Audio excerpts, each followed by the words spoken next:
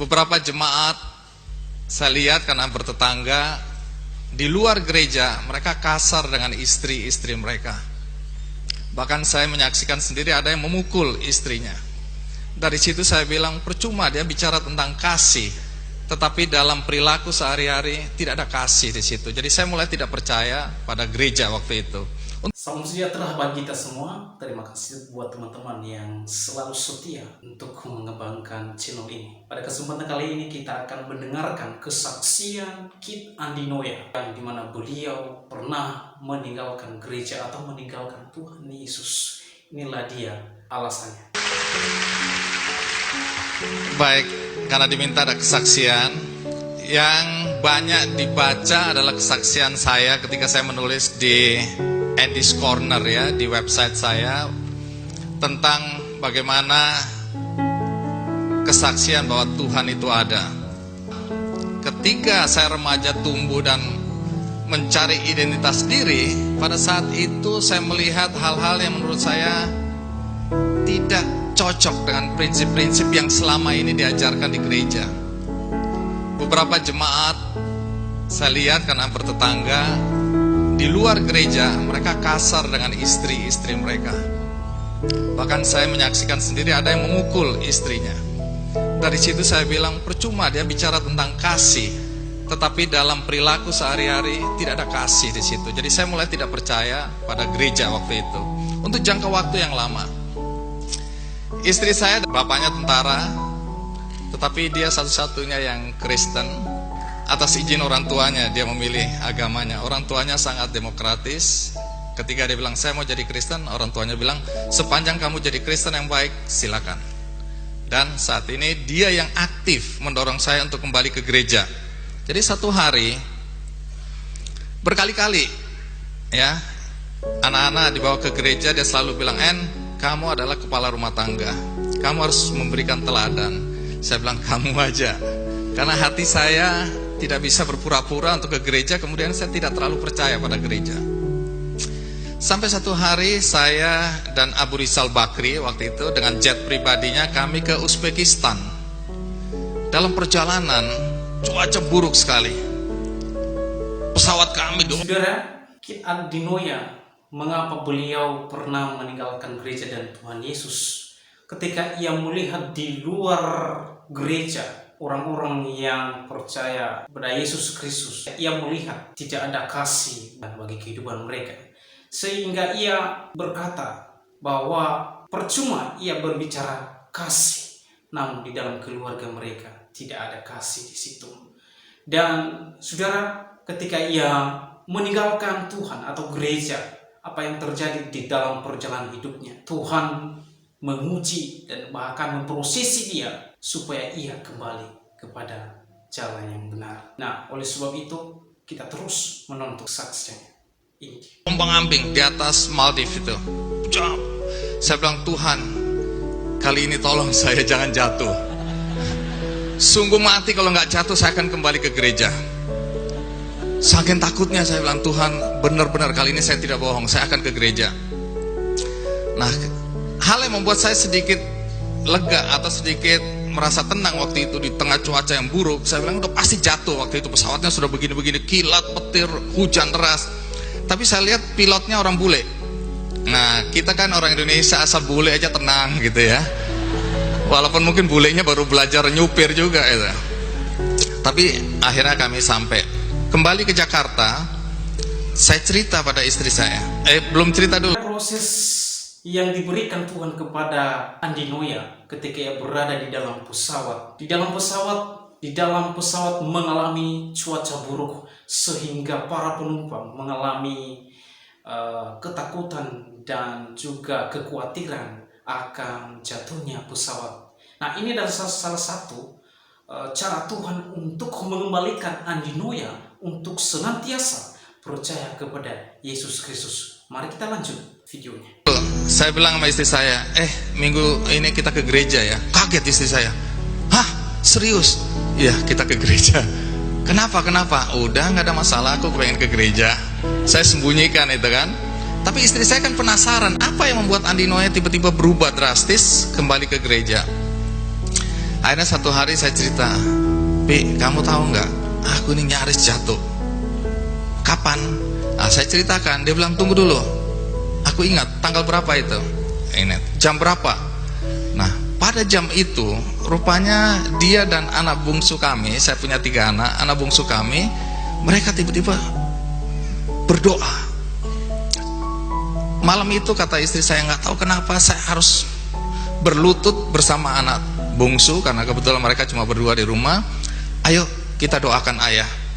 Doakan apa? Kata anak saya, kita doakan semoga ayah kembali ke gereja. Dan jam itu, detik itu dia berdoa, dan detik itu pesawatnya begini.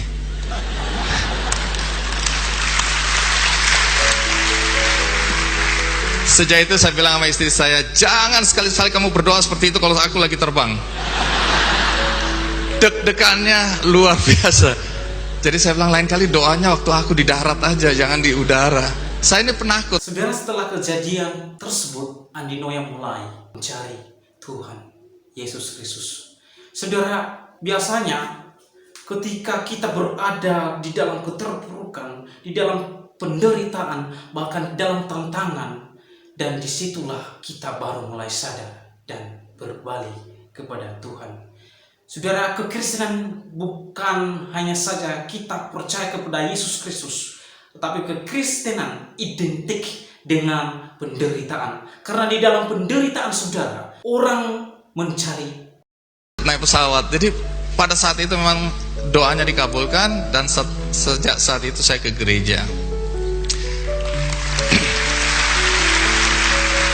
Yang ingin saya ceritakan, kalau Anda mau pulang silakan, saya menggantikan Anda hari ini.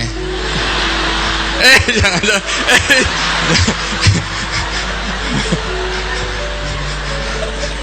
Soalnya sudah 8 kebaktian, jadi mungkin Anda capek, Anda mau pulang istirahat. Biarkan saya jadi pendeta hari ini. Istri boleh ditinggal, Anda pulang aja. Nah, satu hari kakak saya punya 2 kakak perempuan, minta diantarkan ke dokter. Saya bilang, ayo saya antarkan. Dokter apa? Spesialis kanker. Nah, sudah lama rupanya dia menahan diri. Dia tahu bahwa dia kena kanker. Cuma dia tahu juga, toh kalau sampaikan ke saya, waktu itu saya anak bungsu, 5 bersaudara, dan selama ini saya menanggung seluruh keluarga saya. Dengan gaji saya hanya sebagai wartawan, tapi Tuhan luar biasa. Kakak saya tanggung dengan 5 anaknya, ada kakak perempuan lagi saya tanggung dengan 3 anaknya. Jadi tiba-tiba anak saya jadi 11 orang dengan gaji yang cuma segitu. Tapi Tuhan luar biasa, semua bisa saya cukupi. Nah, satu hari kakak saya ketika mengadu dan kami ke dokter, akhirnya dokter bilang, ya, Anda kena kanker dan stadiumnya sudah 4. Tidak ada harapan. Dia bilang, udah tinggal menghitung hari aja, Bu. Kakak saya nangis. Saya bilang, kenapa kamu gak kasih tahu saya sejak awal? Dia bilang, aku gak mau menyusahkan kamu lagi. Karena dia tahu saya tidak akan mampu membiayai dia kalau dia masuk rumah sakit. Karena dengan beban yang saya pikul aja sudah berat sekali. Dan kalau dia sakit, dia tahu akan memberatkan saya. Jadi dia menyembunyikan penyakitnya cukup lama, sampai akhirnya dia tidak tahan dan dia sampaikan ke saya, dan sudah stadium 4 dan terlambat. Saya bilang, kita harus usaha. Dia bilang, udah gak apa-apa, aku udah siap. Enggak boleh, kita harus usaha.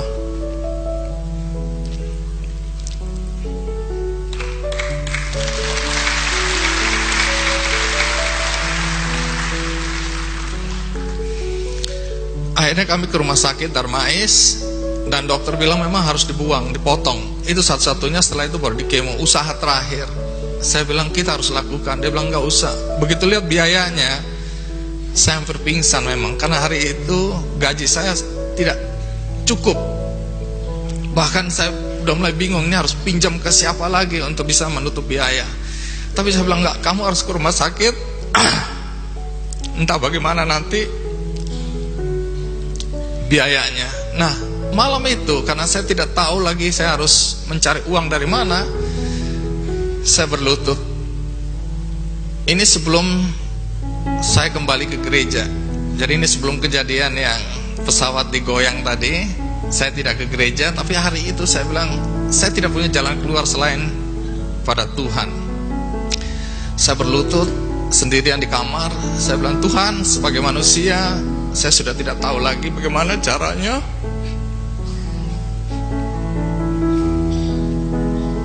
Bagaimana caranya mencari uang untuk biaya operasi kakak saya. Berdoa sampai jam 2 pagi. Saya bilang, akhirnya saya capek, saya tidur. Bangun pagi, mungkin karena iman saya nggak terlalu kuat. Saya bilang nggak ada keajaiban apa-apa, karena tetap saja saya pusing mikirin bagaimana biayanya. Nah, waktu saya jalan ke kantor, handphone saya bunyi. Saya angkat, dari seorang teman. Dia punya perusahaan PR. Dia bilang, Andi Noya, help, dia bilang gitu. Aku bilang, kenapa? Aku butuh kamu. Apa? Renat Gasali sebagai pembicara waktu itu di Bank BNI, ada workshop gitu, semacam untuk karyawan, kepala-kepala wilayah. Nah, pada saat itu Renal Gasali nggak bisa datang. Nah, kemudian saya diminta menggantikan Renal Gasali. Saya bilang, saya nggak ngerti apa yang mau dibicarakan oleh Renal Gasali, saya nggak bisa menggantikan. Enggak, kami udah rapat dan akhirnya kami semua setuju Andi Noya aja penggantinya. Terus aku harus ngomong apa? Udah, kamu ngomong apa aja, pokoknya mereka maunya Andi Noya. Seperti hari ini saya ngomong apa aja, yang penting aja. Singkat kata, akhirnya saya menggantikan Renal Gasali. Waktu pulang, dia menyerahkan cek ke saya. Saya bilang, enggak, ini pertemanan aja, nggak usah.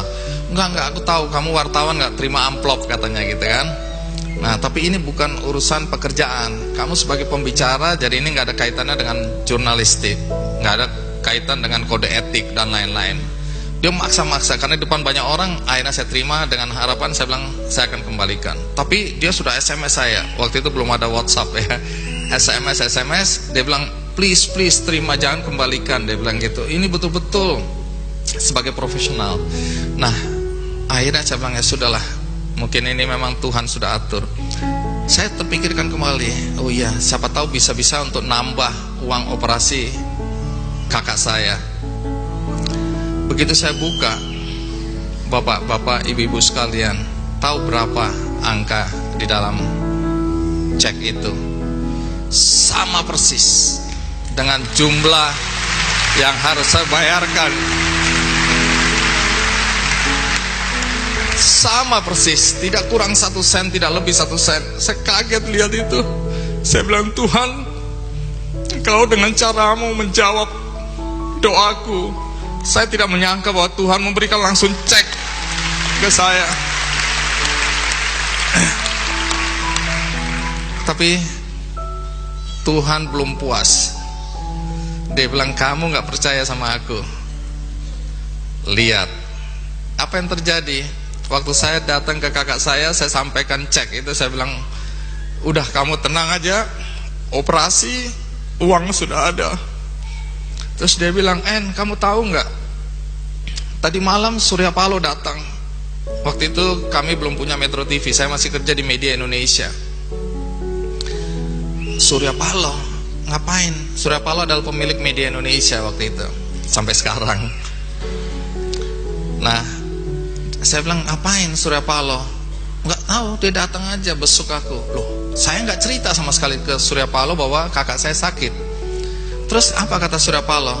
Dia bilang, mulai hari ini sampai kapanpun juga, seluruh biaya saya yang akan tanggung. Dan itu dia buktikan 1 tahun lamanya dalam perawatan.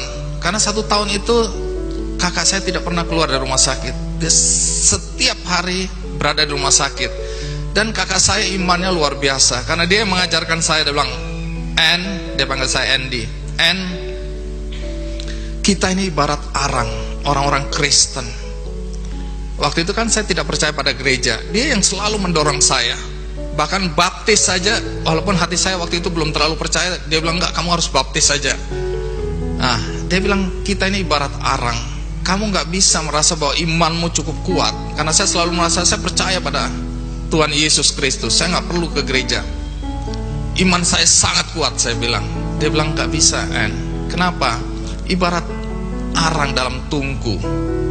Gereja adalah tungku. Kalau kamu keluar, kamu mungkin akan jadi bara. Tapi berapa lama kamu? Karena ketika imanmu mati, kalau kamu di gereja, maka arang-arang lain yang akan membakar kamu sehingga imanmu terus tumbuh.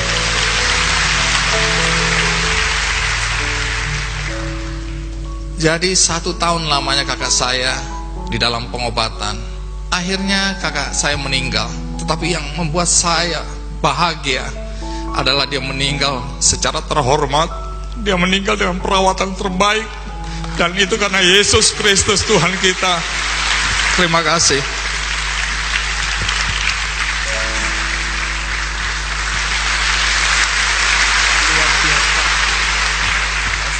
Pada cuplikan video yang baru saja kita saksikan, kita akan melihat perjalanan iman Kit Andinoya yang pernah ia meninggalkan gereja, bahkan meninggalkan Tuhan Yesus dalam dirinya.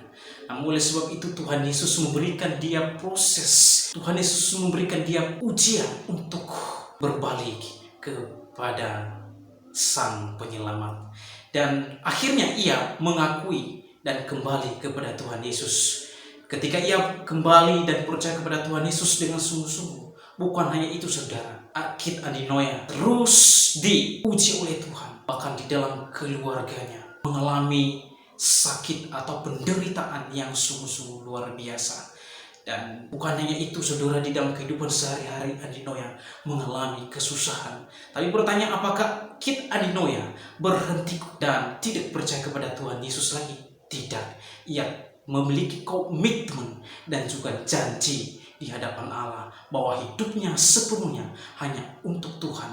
Bagaimanapun penderitaan yang dialami Kit Andinoya di dalam keluarganya, ia tidak pernah berbalik dan meninggalkan Tuhan Yesus. Inilah iman yang sejati. Ketika ia sungguh-sungguh menerima Tuhan Yesus dengan secara pribadi, maka imannya itu semakin luar biasa. Apapun yang terjadi, penderitaan dan tantangan dalam hidup ini, jangan pernah tinggalkan Tuhan Yesus Kristus. Pada akhirnya Tuhan Yesus memberikan satu jawaban yang luar biasa. Di dalam pergumulan yang ada tangan Tuhan yang menolong. Tuhan Yesus menggerakkan orang-orang terdekat Kit Andinoya untuk menolong dia. Bahkan kakaknya yang sedang sakit, yang sudah sangat parah, ditolong, bahkan biayanya dipakai Tuhan untuk memberkati kehidupan Kit Andinoya. Kiranya video ini menjadi berkat untuk kita. Bagi para penonton, silakan subscribe, like, kalau boleh silakan share. Tuhan Yesus memberkati kita semua.